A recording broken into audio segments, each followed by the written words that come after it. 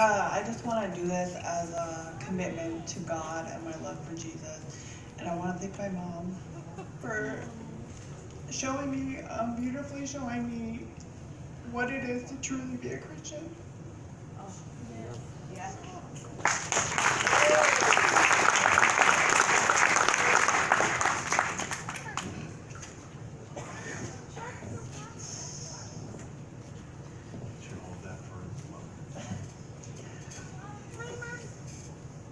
It is with great pleasure that I baptize you, my daughter, in the name of the Father, the Son, and the Holy Spirit.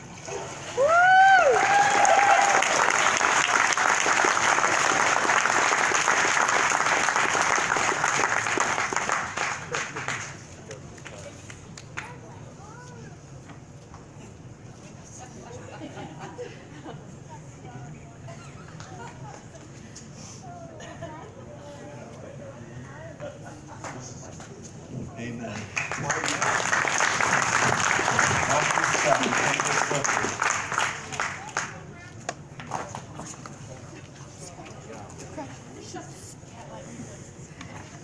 Jason.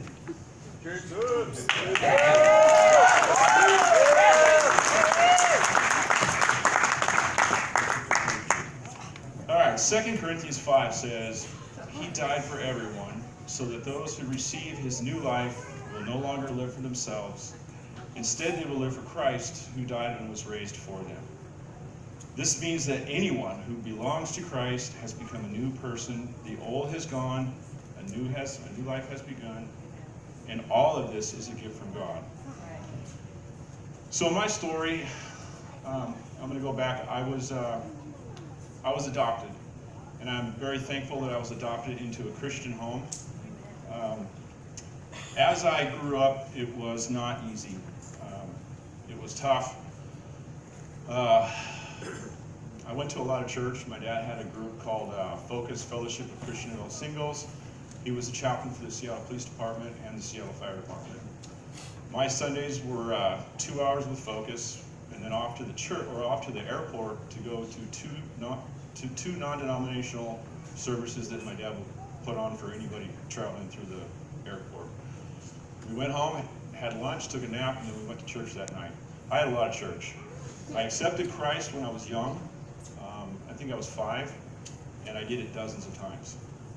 I never really grasped on or understood what Christ was. I didn't fully get it.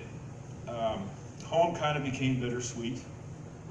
My mom got sick quite a few times, and her third nervous breakdown she never fully recovered. So towards the end of my high school, I started getting pretty bitter towards things. I left home, and in order for a testimony to get better, it's got to go a little bit more wrong. So I looked for the right words to say, what past 26 years have been like, and all I can say is I walked the valley. I was in the valley. I was away from Christ. I was away from my family the entire time, and it took its toll on me. So I've been up in the mission for almost a year now, and something remarkable happened just a couple weeks in, a month in. One of my crutches, one of my cards that I always had in my back pocket was to use the fact that I was a preacher's kid and it was hard growing up and stuff like that. But this amazing thought entered my head. It's like God said, or just how it was put to me was like, God says take care of the orphans, which he did. I was put into a very good home, and it took away my ability to put any blame on anybody else, and I had to begin work. I had to begin accepting the fact of things that I've done wrong in the past, and I just didn't have that card. It was taken away from me, and it was amazing that it was a thought that was that impacted me so much that throughout my entire program at the mission, it allowed me to be honest about a lot of things. So,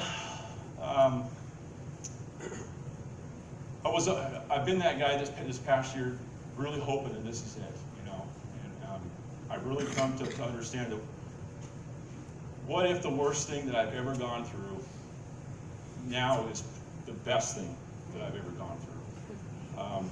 Those moments that I've had where where I really felt closer to God than I ever have before. And it's amazing that in this point of my life is broken and it's busted and it's much of a mess that I was in, God chose to demonstrate His beauty, His love, His redemption. And I've had an incredible change of heart. A year ago, I thought I would just hit right back into the plumbing field, gone out and make money. But I love people. And my motivation is to serve. I love this church. Thank you all for your help. Everything that you've done for me, your prayers, the time you spent with me, being my friend, it means a lot. So this public declaration today is, I'm just here to serve God from here on out. I don't know what it's going to mean. I have no idea what the next step is, but I'm here for God. Thank you.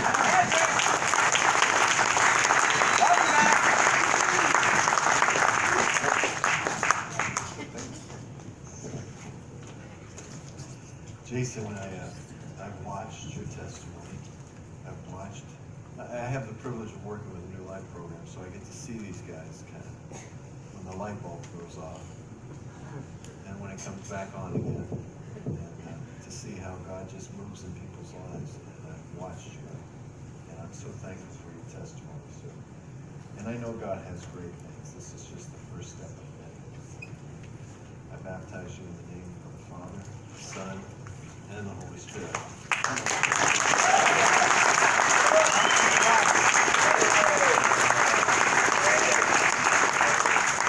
Okay, now half the church is here, and everybody's going to give the round of applause for this young man.